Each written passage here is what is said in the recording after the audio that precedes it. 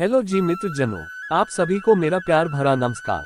आज की यह श्रीमद् भगवद गीता का चौथा अध्याय लेकर हम फिर हाजिर हुए हैं। आप लोगों को हमारे YouTube चैनल में स्वागत करते हुए ले चलता हूँ आज की विषय वस्तु की ओर। श्रीमद् भगवद गीता का चौथा अध्याय है ज्ञान कर्म संन्यास योग के बारे में। तीसरे अध्याय में भगवान ने कई प्रकार के नियत कर्मों के आचरण की आवश्यकता बताए।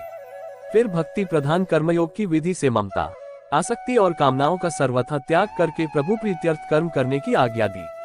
उसके बाद उस सिद्धांत के अनुसार कर्म करने वालों की प्रशंसा और नहीं करने वालों की निंदा की है, तथा राग और द्वेष के वश में न होकर स्वधर्म पालन के लिए जोर दिया गया है।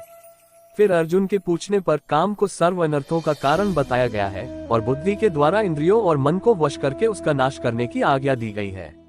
लेकिन कर्मयोग का महत्व बड़ा गहन है, इसलिए भगवान फिर से उसके विषय में कई बातें अब बताते हैं। उसका आरंभ करते हुए उस कर्मयोग की परंपरा बताकर उसकी महिमा सिद्ध करके प्रशंसा करते हैं। श्री भगवान बोले, मैंने इन अविनाशी योग को सूर्य से कहा था।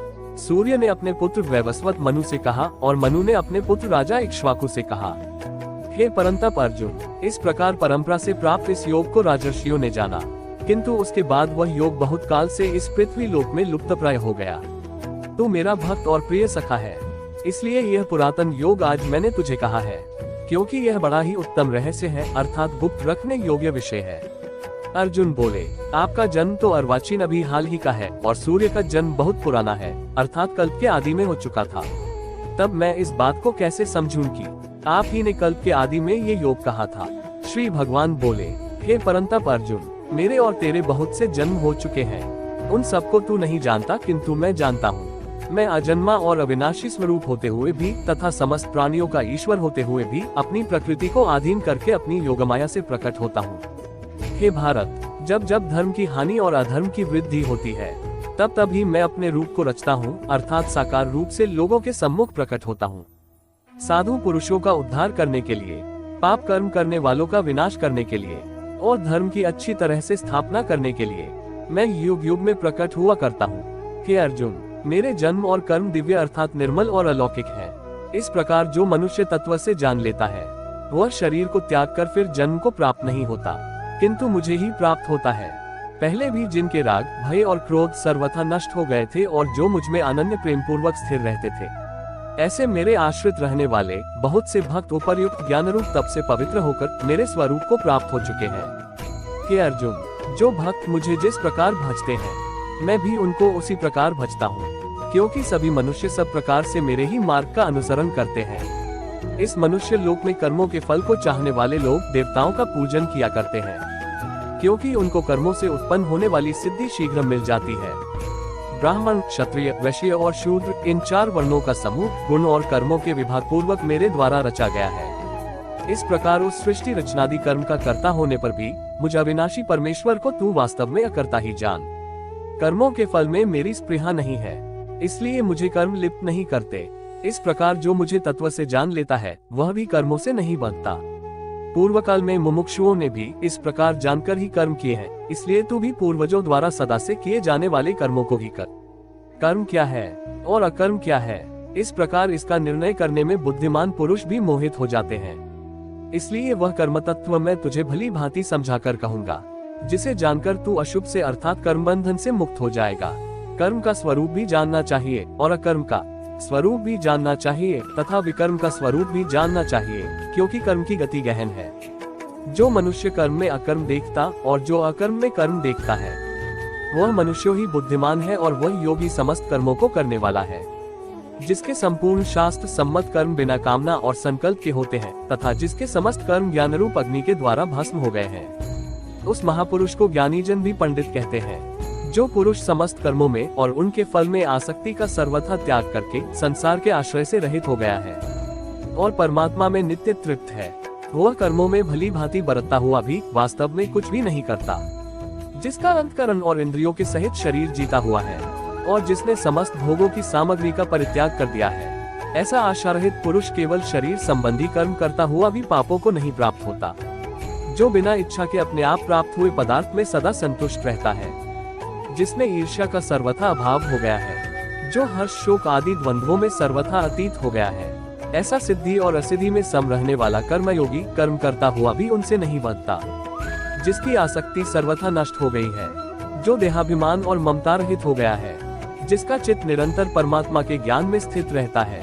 ऐसा केवल यज्ञ संपादन के लिए कर्म करने वाले मनुष्य के संपूर्ण कर्म भली भांति विलीन हो जाते हैं। जिस यज्ञ में अर्पण अर्थात सुवा आदि भी ब्रह्म है और हवन किए जाने योग्य द्रव्य भी ब्रह्म है तथा ब्रह्मरूप कर्ता के द्वारा ब्रह्मरूप अग्नि में आहुति देना रूप क्रिया भी ब्रह्म है, उस ब्रह्म कर्म में स्थित रहने वाले योगी द्वारा प्राप्त किए जाने वाले योग्य फल भी ब्रह्म ही है। दूसरे योगीजन देवताओं के पूजन रूप परब्रह्मा परमात्मा रूप अग्नि में अभेद दर्शन रूप यज्ञ के द्वारा ही आत्मरूप यज्ञ का हवन किया करते हैं।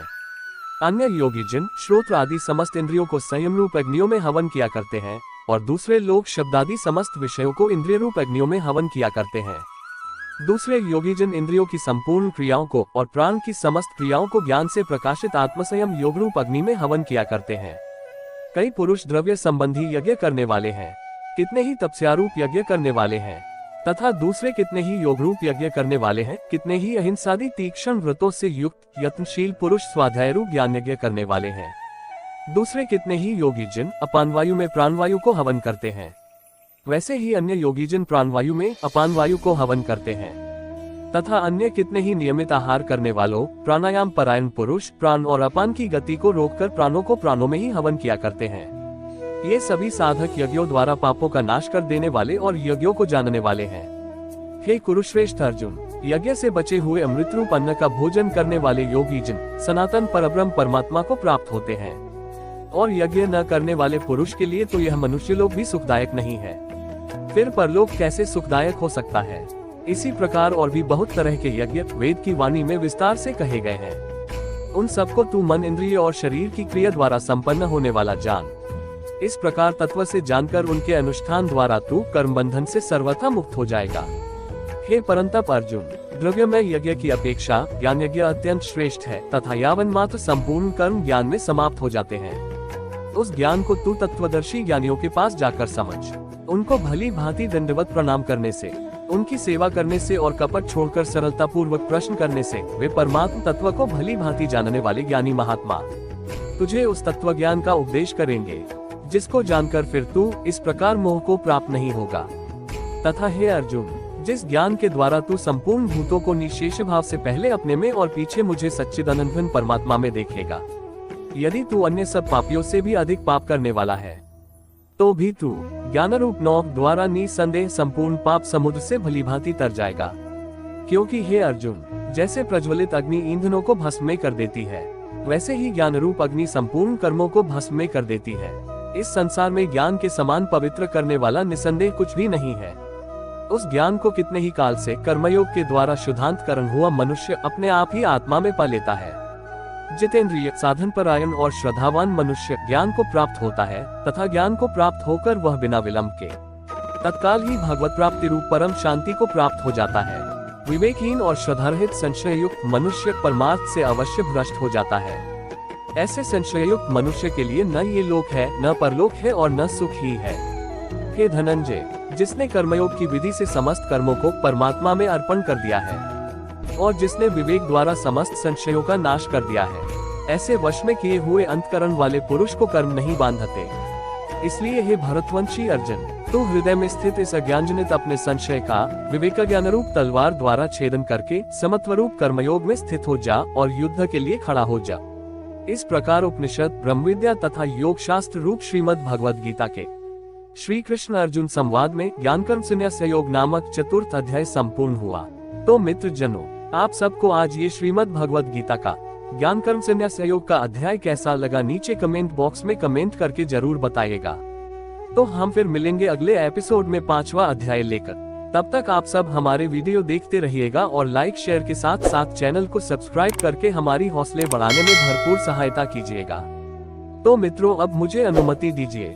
वीडियो को अंत तक देखने के लिए आप सबको बहुत बहुत धन्यवाद। आप सभी का समय शुभ रहे। जय श्री कृष्ण। राधे राधे कृष्ण।